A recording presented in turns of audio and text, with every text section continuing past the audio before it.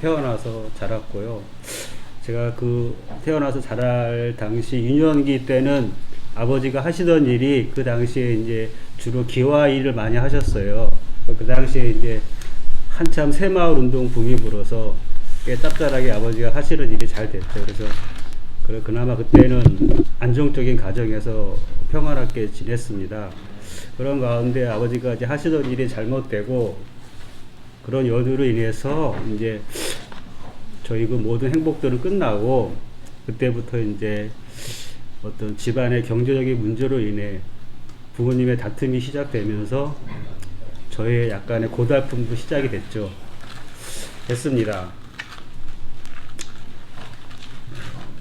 그래서 항상 제가 이제 초등학교 이후부터 이제 중학교 들어갈 때부터 이제 항상 아버지가 어머니와 다투시는 모습을 보면서 항상 긴장감에 가슴을 졸이며 또 싸우실까 안 싸우실까 혹시 또 멀찌감치 동네 어귀에서 아버지의 술 취한 그 소리가 들릴 때마다 심장이 벌렁벌렁하고 그때부터 내가 어찌할 바를 모르고 어디로 도망가야 하나.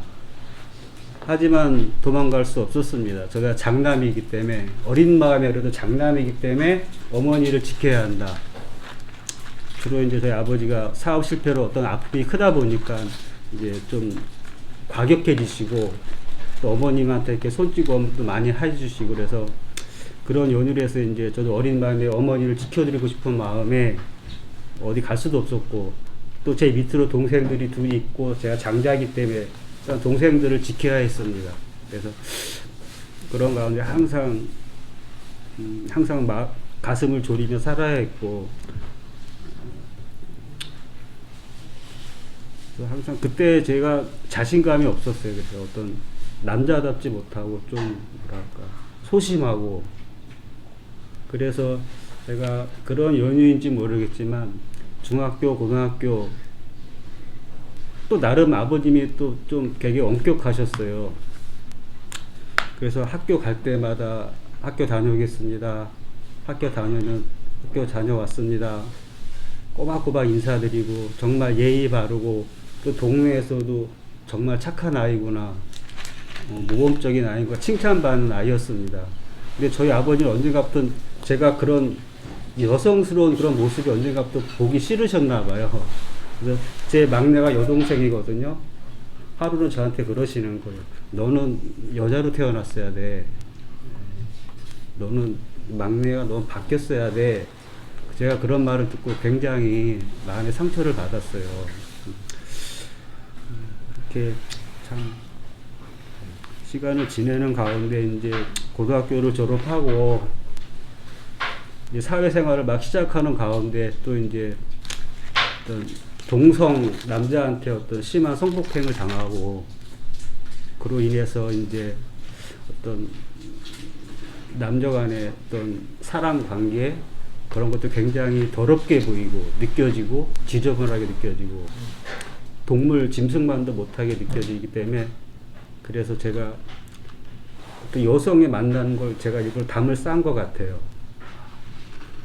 담을 쌓으면서 그렇게 되다 보니까 어떤 남녀 간의 자연스러운 연애 그런 것도 해보지도 못하고 간단한 데이트도 못 해보고 그렇게 이제 성숙하다 보니까 어느 순간에 제가 그런 걸 느끼는 거, 내가 너무 미성숙하게 자랐다. 성숙됐다. 어느 순간 제가 그걸 느끼겠더라고요.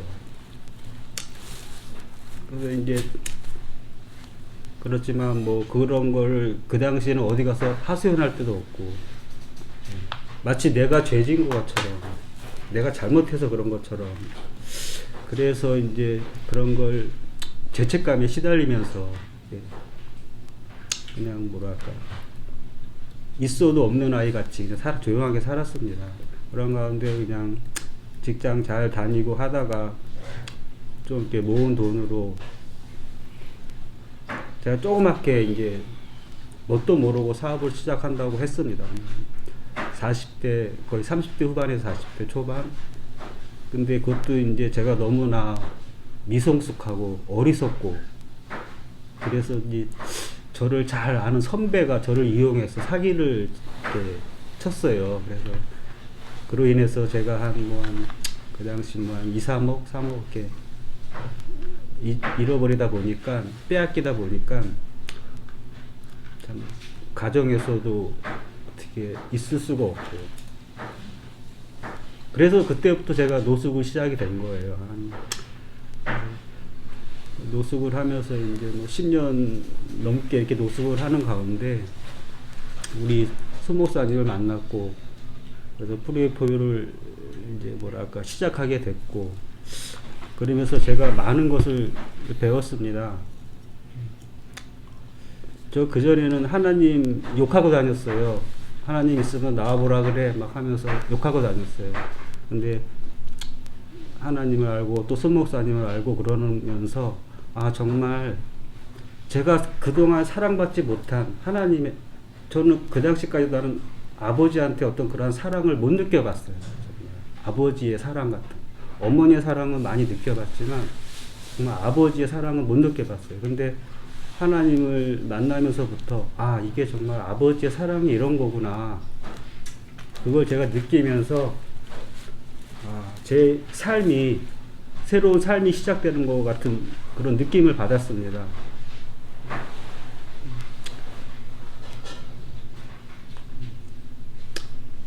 그런 가운데 이제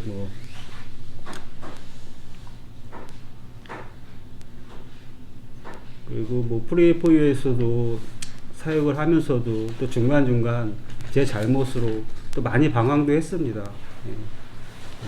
한강 가서 또 다시 죽으려고 하고, 또 먹을 게 없어서 쓰레기통 뒤져서 누가 먹다 버린 치킨 같은 거 주워 먹고, 참, 먹다 버린 피자 조각 주워서 먹고, 그렇게 잔디밭에 그냥 돗자리 깔고 자고, 그러는 생활을 하다가 또 그 가운데 저는 그랬습니다. 솔직하게 그 당시에도 하나님은 계속 찾았고, 하나님을 부르짖었고, 계속 기도했어요.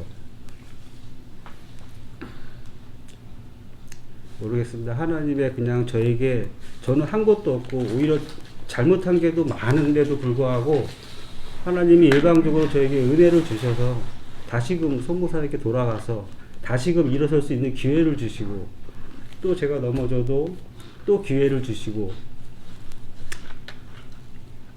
그런 은혜에 이제 제가 이렇게 하면서 제가 많이 몸으로 배우고 경험도 많이 하고 그랬습니다. 그런 가운데 이제 얼마 전에 수원으로 이제 그 봉사 사역하는 걸 수원 쪽으로 옮겨가서 지금 이제 한 3개월째가 돼가고 있습니다. 근데 그 가운데 정말 저의 기쁨이 되는 한 가지는 제가 형제들과 헤어진 지 10년 넘게 얼마 전에 만났습니다. 가족 모두.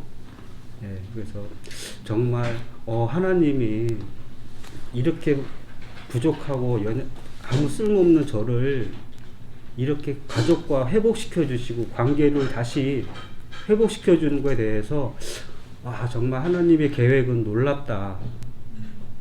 정말 저는 이런 일이 벌어질 줄하고는 전혀 상상도 못했습니다. 근데 놀랍게도 그냥 순간적으로 이렇게 회복시켜 버려 주시니까, 이런 경험을 하니까 정말 하나님이 살아계시다. 내가 항상 하나님 찾을 때 하나님은 나를 바라보셨다. 함께 해주셨다. 그걸 느끼면서 지금 이제 수원에서도 우리 문목사님과 함께 하면서 그 마음을 안고 거리에 계신 분들 만나면서, 저는 구원을 받았다고 생각 안 합니다. 그분들과 함께 구원의 길로 함께 가고 싶은 마음이에요. 그냥 함께 하고 함께 가고 결국에 함께 구원에 이르는 그런 사역, 수원에서 세워지는 사역자가 되고 싶습니다. 이상입니다.